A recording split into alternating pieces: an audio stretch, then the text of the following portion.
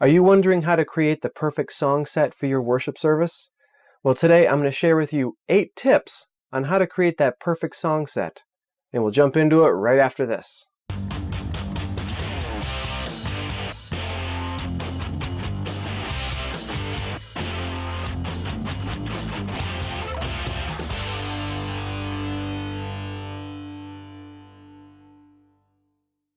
This is Troy from worshipatmosphere.com, and today I'm going to share with you 8 tips on how to make the perfect song set for your next worship service. Now, it goes without saying that not every song set is going to be a barn burner. They're not all going to be perfect, but we're going to do the best that we can, and in the end it's up to God's Spirit to make that worship service really special. But nonetheless, we're going to try our best, and here's 8 tips to get you started. Tip number 1 is ask the Holy Spirit for direction. We are doing this in service to His kingdom, right? And He knows the people in your congregation. He knows their heart. He knows what they need. And ask Him to give you insight into maybe a particular song or theme that should be explored in that song set. But ask God, what do you want to hear this Sunday? What do you want to hear Wednesday night, Lord? And just let Him guide you as you look through your library and see if something stands out. See if something jumps out to you. See if the Spirit doesn't speak to you and say, hey, that's the song I want you to sing. So start off asking the Holy Spirit before you do anything else. All right, tip number 2, use a spreadsheet to help manage song usage and record congregational response. So I have a spreadsheet of all the songs in our library. And I have 2 columns for dates. One is the last date used, and the next is the previous date used. So this way, I'm not repeatedly using the same songs again and again within a short period of time. I also have another column where I note the congregational response, 1 to 5. 1 being, they don't like it, let's not do it again. And up to 5, they love this song, they can't get enough. And this helps me track which songs are winners and which songs are going to be quietly removed from the library. Okay, tip number 3. Pick a Cornerstone song for your set. And this could be a new song that you're introducing, or maybe a song that the Spirit has laid on your heart. But this song doesn't have to be the last song in your set. It can be, I would recommend, in the last half. So if you're doing 6 songs, either 4, 5, or 6, but all the other songs in your set should revolve around this one song. We want to build up to it. So start with that Cornerstone song and work backwards. Tip number 4 is to consider the theme, but beware of smooth transitions. So now that you've chosen your Cornerstone song, it kind of sets the tone and the pace for all the songs that should surround it. So think about the theme of the song, but don't just stick to, all the songs in the set have to be about this one particular theme. Lacrosse, for example. I am guilty of having been so rigid with the theme that I didn't pay any attention to smooth transitions. So one song kind of ended quietly and the next song comes pounding in, and it was whiplash for the people. I mean, my goodness. So pay attention to transitions. If you have a particular theme and your Cornerstone song is relatively upbeat, the songs around it should also be relatively upbeat. Or if you have a set that's more somber in nature, then use songs that are more somber in nature, even if the theme of the song doesn't fit exactly.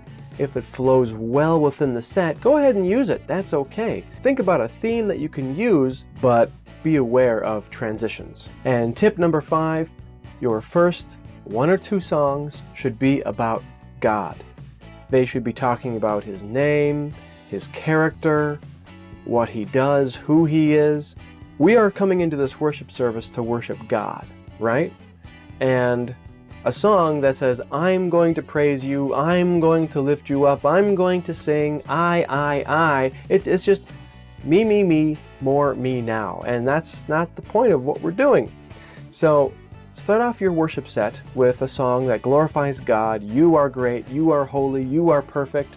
And then lead into those songs where I'm going to turn to you, I'm going to surrender. But this way, it really helps create that worship atmosphere because we're talking about God. We're inviting Him into that place, into that sanctuary, by talking about Him, by glorifying Him, and not talking about ourselves. So your first song or two should really be about God, to set the environment, to set the stage, and to start creating that worship atmosphere. All right, tip number 6, don't cram more than 2 emotions into a song set. It takes at least 2 to 3 songs for people to start to enter into that emotional realm, and I'm so guilty of this. There are times where I'd have 5 songs, and every song would be a different emotion. And it was whiplash for the people because they didn't know how to feel or when to feel it. Again, it takes 2 or 3 songs to create that emotional atmosphere. So if you want to get them started off with something high energy, and get them excited, it's a Sunday morning, and then transition to something that's more introspective. Use a song or two to make that transition and work your way down so that when you finally end, you're in that somber place. But it's helpful to have that first song to wake them up, but don't do more than 2 emotions. 3, they won't get there, I promise you.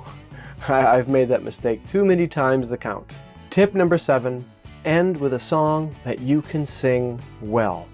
This is the grand finale, and believe it or not, worship leading does involve some performance.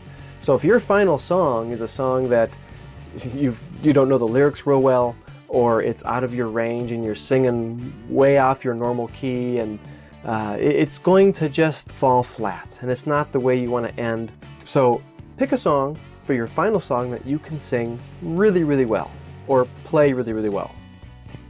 All right, last but not least, tip number 8, build your song set with momentum in mind. Remember how I talked about in the spreadsheet keeping track of how people respond to songs? It's a good idea, in my opinion, to start off with songs that are maybe a 3 or maybe even a 4. People like them generally.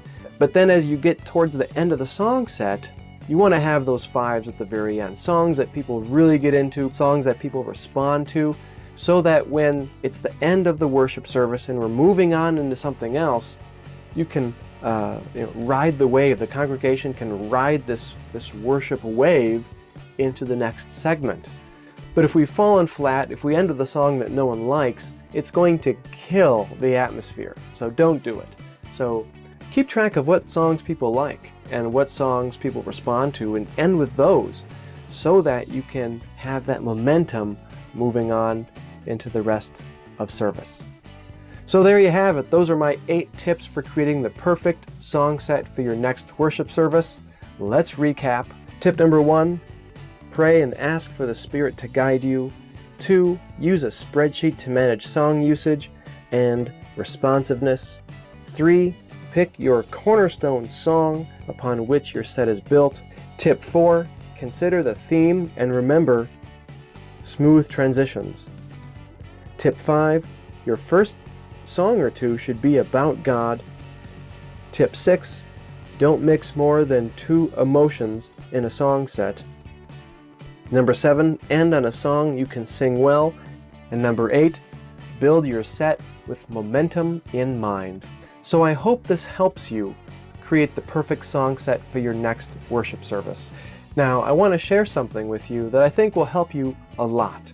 I've put together a worship leader survival guide that contains these 8 tips, kind of as a checklist to help you create that perfect song set. But it also includes a template for what to say before the worship service even starts. I use this survival guide every time I'm planning a worship service, and it helps me tremendously, and now I want to give it to you. So I've put the link down in the description down below, so go ahead and grab that survival guide and let me know what you think. I'd love to hear from you. If you have any additional tips that you'd like to share, let me know down in the comments. I'd love to hear from you.